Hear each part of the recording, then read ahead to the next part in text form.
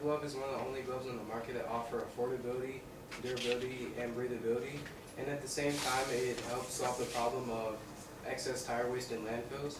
We can do this by grinding up the tires and molding them into little inserts which you can put in the gloves as protective cushioning. And rubber is good because it's permeable and absorbs shock, which means that the sweat would, when you're working out, the sweat would go through the rubber, and which would make it breathable in addition to the mesh that the glove is made out of. And it also absorbs shock, so it means it'd be durable. And like our main source of revenue would be from return customers who are purchasing another pair of the pads to put in the gloves, since the gloves would be relatively cheap, so we can sell more, and then the pads would be replaceable.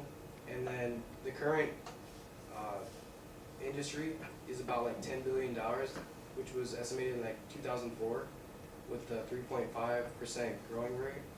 So right now it's worth over I think like $12 billion. And our glove is multi-purpose, so it could be used for truck driving because they also have problems with calluses. But right now our current focus is weightlifting.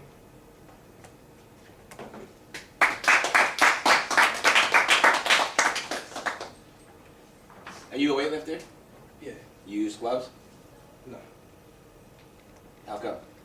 Because I don't weightlift like every day like John or Dan. So I mean it'd just be another cost. So. Do you guys wear gloves? I don't like any gloves that are on the market. That's part of why I thought of a different type of glove. Don't survey him. So, yeah, so your market is, you have your weightlifters that are at the gym every day, they're working out multiple hours, right, with heavy weights, okay? And so probably people that are currently using gloves, right, and perhaps there's some pains and annoyances with the current gloves that they have, okay? And so what are those pains and annoyances? Because you got to kind of, calluses, yes, but you know, what else, where are some other pains in wearing workout gloves that You get like really sweaty hands, and like most of the gloves, their material like rubs off on your skin. So like when you take them off, there's always like either fuzz or like the paint leather that it just rubs off into your skin. Because we were looking at multiple gloves on Amazon, we were reading the reviews, and a lot of them have problems with like the material rubbing off when you take them off, and your hands get really sweaty. Yeah. In addition to like the wrist support is very poor. do the gloves tear? Do they rip? Do they last long? What's the durability of most weight?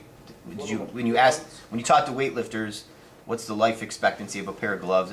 Do they go through them frequently or no? The ones that cost more obviously are going to be more durable, but the problem with that is they cost more.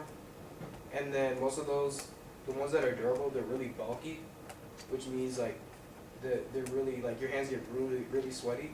So then if we can make a glove that's breathable, that also solve that problem while also being durable. And so, go ahead.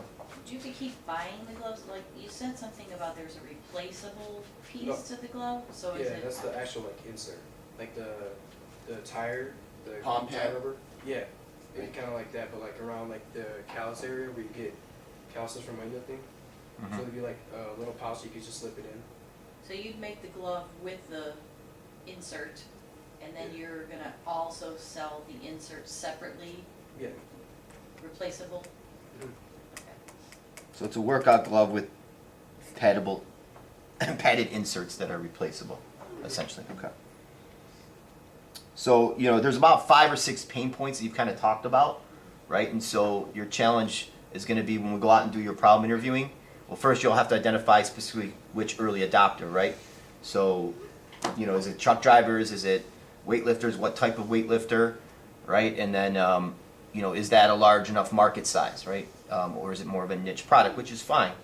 And kind of really narrow down what are the core problems that they're having with their current gloves, to really figure out what's the direction you're going to go.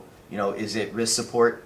Is it to eliminate or reduce the callus, right? Is it the durability of the glove where it's getting more tears and rips and now I have to go buy another pair? So is it a cost situation where you're going to create something that, you know, the glove itself they'll be able to wear for a long time, but, you know, we can interchange, you know, the padding, right, the insert pad for you. So a lot of different features, and I would try to narrow that down a little bit when you do your problem interviewing. So you're not trying to you want to be lean, right? And so you want to try to focus in on the core root cause of those current weightlifting gloves that are out there in the market.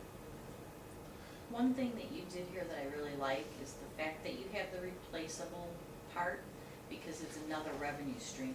And any product that I'm looking at or interested in, I like that, having that multiple revenue stream of income. My 2 cents too, nice job, nice drawing as well, by the way, I'm Yeah. impressed with that. Continue to think about the risks in something like this as well, a little bit more. Make sure it's really something that you want to put your arms around or your hands around for the whole semester, the whole 2 semesters. But understand the risks, even like attaching something to a glove, how would you attach it? Whatever you could sort of trickle down and think of early risks and make sure they're not overwhelming, that might be helpful as well. Nice job. Yeah, nice job. Amira, you ready? You got to go at some point today, okay? Okay. Lavie?